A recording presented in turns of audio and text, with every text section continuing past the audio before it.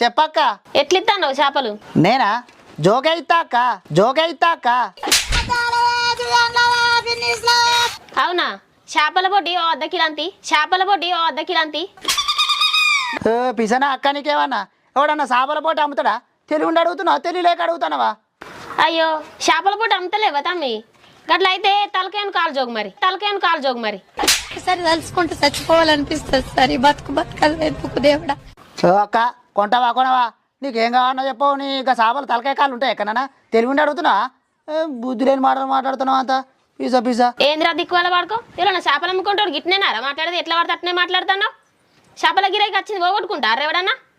సరే కానీ 4 పూలు కొక్కలు కొట్టు మరి, 4 పూలు కొక్కలు కొట్టు మరి. ఇగో నువ్వు కొంట అని లాకుంటలేదు. గీ సోది ఎందుకు చెప్తాను? నువ్వు నాకు అప్పంచాలి. అక్కడ గిరాకి పోతుంది. పట్టపాటిలో వాళ్ళు ఉండరని నేను వస్తాను. మధ్య నువ్వు ఎటు పడతాడో మాట్లాడు.